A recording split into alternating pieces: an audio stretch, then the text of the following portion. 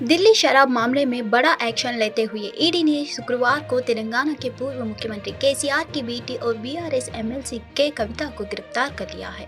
खबर है कि जांच एजेंसी के कविता को हैदराबाद से दिल्ली लेकर आ रही है। दरअसल शुक्रवार को दिल्ली शराब मामले को लेकर के कविता के हैदराबाद आवास पर प्रवर्तन निदेशालय ने छापेमारी की थी। कविता पूर्व एमपी होने के साथ ही एक बिजनेस वुमैन भी है, जिनके पास करोड़ों रुपए की दौलत है। कविता ने शेयर बाजार से लेकर सरकारी योजनाओं तक में बड़ा अमाउंट इन्वेस्ट किया है। इन पर भारी कर्ज भी है, साथ ही करोड़ों रुपए के एग्रीकल्चर लैंड भी है। के कविता ने BNR VJIIT Jawaharlal Nehru technology university से 1999 ग्रेजुएशन की डिग्री हासिल की है। आइए जानते हैं कि इनके पास कुल कितनी दौलत है। करीब 40 करोड़ रुपए से ज्यादा की दौलत केसीआर की बेटी के कविता के पास 39.79 करोड़ रुपए की कुल दौलत है। हालांकि कैश के मामले में इनके पास सिर्फ 1 लाख रुपए है। कविता के बैंक अकाउंट में 47 लाख रुपए से ज्यादा डिपॉजिट है। वहीं इन्होंने कंपनियां के बॉन्ड, डिबेंचर और शेयरों में 17.88 करोड़ रुपए निवेश किए हैं। myNeta.com के मुताबिक कविता ने सरकारी योजनाओं में भी पैसा लगा रखा है। यहाँ पर इन्होंने करीब 2 करोड़ रुपए जमा किया है। आज बजेगी चुनाव रणभेरी। 543 संसदीय सीटों के लिए 7 चरणों में मतदान संभव।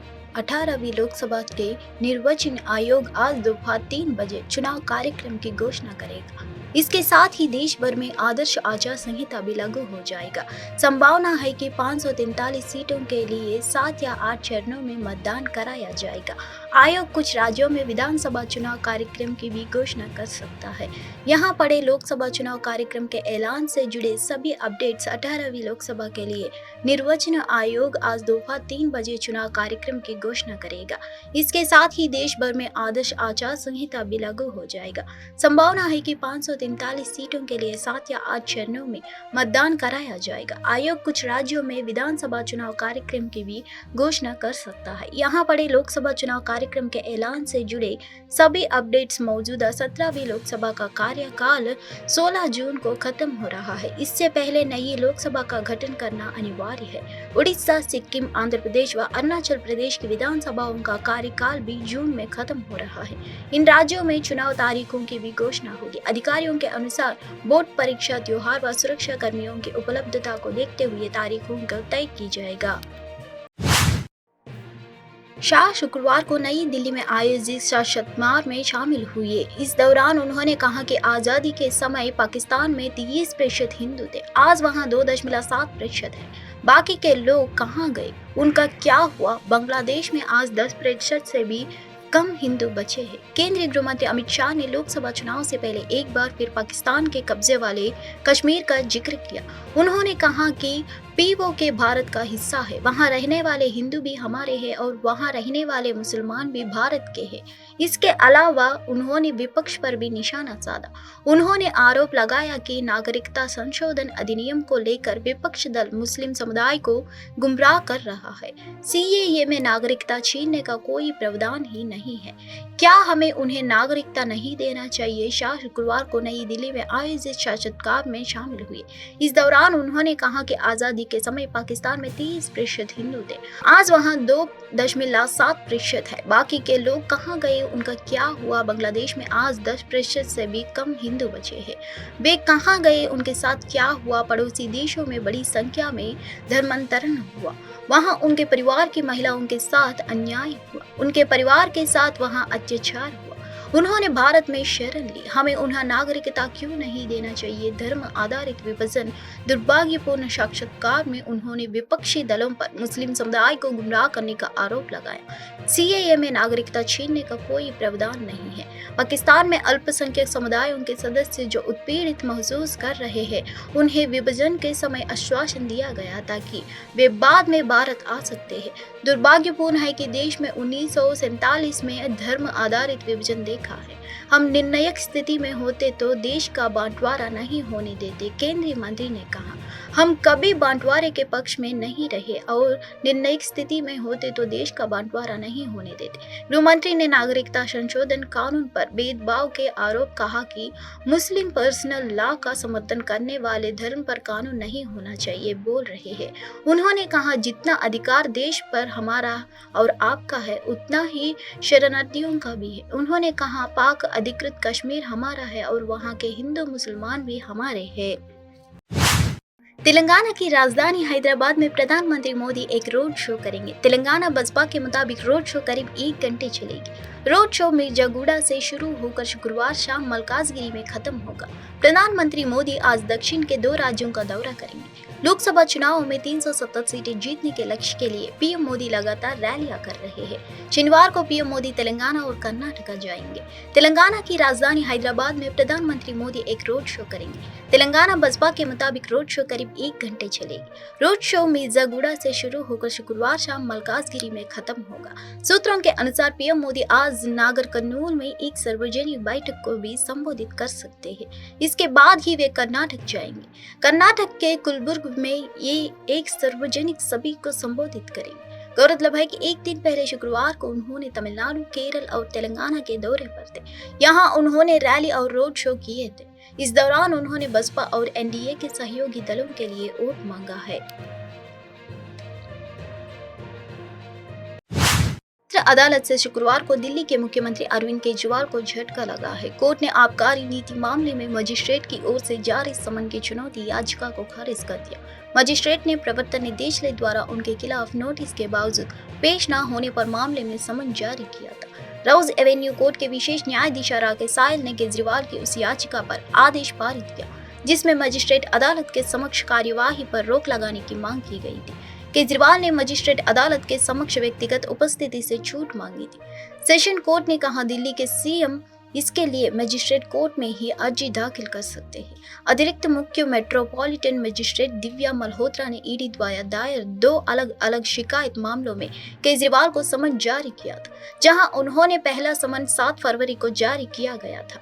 वहीं दूसरी शिकायत पर 7 मार्च को समन जारी किया गया था। एसीएमएम अदालत ने इन दिनों मामलों पर 16 मार्च को सुनवाई है। मनी लैंडरिंग रोकथाम अधिनियम के प्रावधानों के तहत समन जारी होने के बावजूद उत्पाद शुल्क नीति मामले में जांच में शामिल होने में बार बार विफल रहने के बाद ईडी ने केजरीवाल के खिलाफ शिकायत मामले दर्ज किए हैं। 17 फरवरी को आम आदमी पार्टी के राष्ट्रीय संयोजक वर्चुअल कॉन्फ्रेंस में माध्यम में एसीएमएम के समक्ष कार्यवाही में शामिल हुए थे और कहा था कि वह 16 मार्च को व्यक्तिगत रूप से अदालत में पेश होंगे। भीषण सूखे की स्थिति से जूझ रहे बेंगलुरु के निवासियों को पीने के पानी की भारी कमी का सामना करना पड़ रहा है। विशेष रूप से संपांगी, रामनगर और इसके आसपास के क्षेत्रों में स्वच्छ पानी तक पहुंच एक दैनिक चुनौती बन गई है। निवासियों को अक्सर अपनी आवश्यक जल आपूर्ति सुनिश्चित करने की उम्मीद में खाली डिब्बे पकड़कर आरओ जल संयंत्रों के सामने कतार में खड़े देखा जाता है। इस मुद्दे को बढ़ाते हुए पारंपरिक कावेरी जल आपूर्ति भी तनावपूर्ण है, जिससे इस क्षेत्र में कई लोग वैकल्पिक स्रोतों पर निर्भर है। रिपोर्ट से संकेत मिलता है कि इन संयंत्रों में पानी का भंडार घट रहा है, जिसके कारण संचालन के घंटे सीमित हो जाए हैं। कुछ सुविधाएं प्रतिदिन केवल 4 से 5 घंटे के लिए ही खुलती है। जनता की दुर्दशा बेंगलुरु में चल रहे जल संकट के प्रभाव को कम करने के लिए व्यापक जल प्रबंधन रणनीतियों की तत्काल आवश्यकता को रेखांकित करती है। Past few days we are facing some issues like the down water system will be purifier will be switched shut down and anytime there will be a queue. And what about the Kaveri water? Kaveri water at this time there is no any disturbance in the water supply, but in future it may. Sir, you are totally dependent on the RO water plant for a delivery. Congress सांसद राहुल गांधी ने BJP पर तीखा हमला बोलते हुए party पर देश के संस्थागत ढांचे पर कब्जा करने का आरोप लगाया। 15 मार्च को महाराष्ट्र के भिवड़ी में एक रैली में बोलते हुए गांधी ने इस कथित कृत्यों को भारत में वर्तमान में चल रही सबसे बड़ी राष्ट्र विरोधी गतिविधि करार दिया। उन्होंने राजनीतिक लाभ के लिए केंद्रीय जांच ब्यूरो, प्रवर्तन निदेशालय और आयकर विभाग जैसे संस्थानों के कथित दुरुपयोग पर प्रकाश डाला। उन्होंने कहा, बसपा ने देश के संस्थागत ढांचे पर कब्जा कर लिया है। यह सबसे बड़ी राष्ट्र विरोधी गतिविधि है जो चल रही है। सीबीआई, ईडी और आयकर विभाग का इस्तेमाल किया जा रहा है। बड़ी कंपनियों से जबरन वसूली की जा रही है, शेयर बेचे जा रही है, बड़े बड़े टेके लिए जा रहे और टेके लेने से पहले चुनावी बॉन्ड दिए जा रहे हैं। सीबीआई इन्वेस्टिगेशन नहीं करती है, ईडी इन्वेस्टिगेशन नहीं करती है, एक्सटॉर्शन करती है। किसके लिए? बीजेपी के लिए। सारे के सारे इंस्टीट्यूशंस इसी काम में लगे हुए हैं। ये एंटी नेशनल एक्टिविटी हो रही है। इससे बड़ी एंटी नेशनल एक्टिविटी हो ही नहीं सकती। रियलिटी ये है कि सबसे बड़ा भ्रष्टाचार हिंदुस्तान की हिस्ट्री में, हिंदुस्तान के पूरे इंस्टीट्यूशंस को लेकर नरेंद्र मोदी ने किया है। 2024 के लोकसभा चुनाव में कुछ हफ्ते दूर 15 मार्च को पार्टी नेताओं के बसपा में शामिल होने के बाद तृणमूल कांग्रेस को बड़ा झटका लगा। टीएमसी के बैरकपुर में सांसद अर्जुन सिंह और तमलुक से सांसद दिव्येंद्र अधिकारी दिल्ली में बीजेपी महासचिव दुष्यंत गौतम की मौजूदगी में बीजेपी में शामिल हुए हैं। अनेक राजनीतिक दलों के लोग भारतीय जनता पार्टी को ज्वाइन करने की होड़ लगी हुई है। राष्ट्रीय स्तर पर भी चल रहा है, ये प्रदेश स्तर पर भी हम कर रहे हैं और जिला स्तर पर भी। सभी स्तरों पर सभी स्तर के कार्यकर्ता लगातार भारतीय जनता पार्टी के साथ जुड़ रहे हैं। आज उसी दिशा के अंदर वेस्ट बंगाल के, पश्चिम बंगाल के श्री अर्जुन सिंह जी भारतीय जनता पार्टी ज्वाइन कर रहे हैं और उनकी साथ में देवेंद्र जी अधिकारी जी, जो 2 बार के काउंसलर रहे हैं, 3 बार के एमएलए रहे हैं और सांसद हैं, वर्तमान दूसरी बार टीएमसी के सांसद हैं। और वहां पर जो इस प्रकार से वेस्ट बंगाल में चुनाव आयोग द्वारा चुनावी बॉन्ड डेटा प्रकाशित करने के एक दिन बाद 15 मार्च को समाजवादी पार्टी प्रमुख अखिलेश यादव ने अपनी प्रेस कॉन्फ्रेंस के दौरान कहा कि भारतीय जनता पार्टी एक काऊ पार्टी है और चुनावी बॉन्ड के नाम पर निजी कंपनियों का लाभ ले रही है। बेरोजगारी दर बढ़ने का कारण चुनावी बॉन्ड को कभी कभी चंदा भी कहा जाता है, लेकिन बसपा के शासन में यह वसूली है। जिन लोगों को ईडी, इनकम टैक्स और सीबीआई के डर से चुनावी बॉन्ड दिया गया है, वह वसूली है।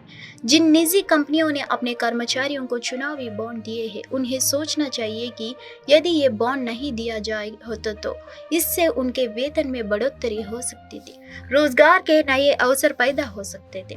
बसपा चुनावी बॉन्ड के नाम पर निजी कंपनियों से मुनाफा ले रही है, जो बेरोजगारी दर बढ़ने पर कारण है। जिस तरह के अखंडे हम देख रहे हैं, उससे पता चलता है कि बसपा पार्टी खो पार्टी है और जब यह पार्टी हटेगी तभी बेरोजगारी का मुद्दा हल होगा। इसलिए हमने बहुत पहले ही यह कहना शुरू कर दिया था कि बीजेपी हटाओ, नौकरी पाओ, अखिलेश यादव ने कहा है।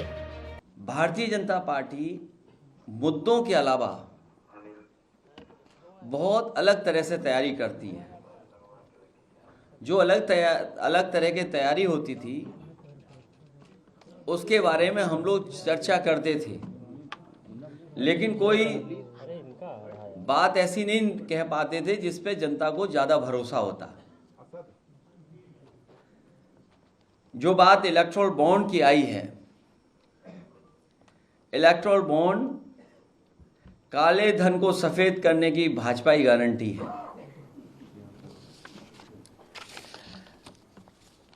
इलेक्टोरल बॉन्ड को लेकर के बहुत चर्चा हुई है और उसको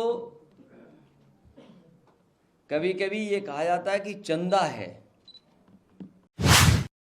विदेश मंत्रालय के प्रवक्ता रणधीर जायसवाल ने 15 मार्च को दिल्ली में एक प्रेस कॉन्फ्रेंस के दौरान नागरिकता संशोधन अधिनियम के कार्यान्वयन पर संयुक्त राज्य अमेरिका का टिप्पणियों की बड़ी आलोचना की और इसे गलत सूचना और अनुचित बताया। विदेश मंत्रालय के प्रवक्ता रणधीर जायसवाल ने कहा, जैसा कि आप अच्छी तरह से जानते हैं, नागरिकता संशोधन अधिनियम 2019 भारत का आंतरिक मामला है और यह भारत की समावेशी परंपराओं और मानवाधिकारों के प्रति दीर्घकालिक प्रतिबद्धता को ध्यान में रखते हुए है। यह अधिनियम अफगानिस्तान, पाकिस्तान और बांग्लादेश के हिंदू, सिख, बौद्ध, पारसी और ईसाई समुदायों से संबोधित उत्पीड़न अल्पसंख्यकों को आश्रय प्रदान करता है, जो 31 दिसंबर 2014 को या उससे पहले भारत में प्रवेश कर चुके हैं। सीएए नागरिकता देने के बारे में है, छीनने के लिए नहीं। नागरिकता इसलिए इस रेखांकित किया जाना चाहिए, यह राज्य विहीनता के मुद्दों को संबोधित करता है, मानवीय गरिमा प्रदान करता है और मानवाधिकारों का समर्थन करता है।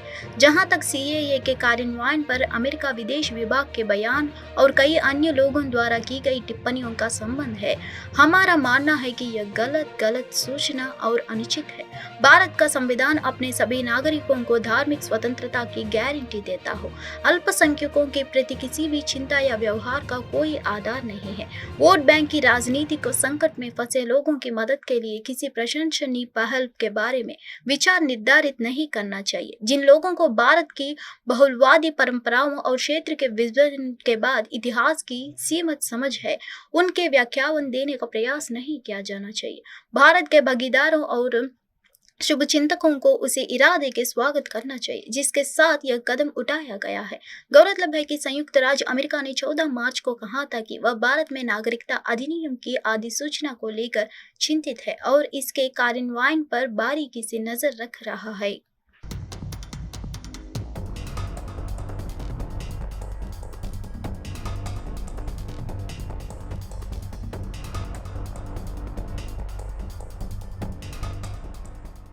The Citizenship Amendment Act 2019 is an internal matter of India and is in keeping with India's inclusive traditions and a long-standing commitment to human rights. The Act grants a safe haven to persecuted minorities belonging to Hindu, Sikh, Buddhist, Jain, Parsi and Christian communities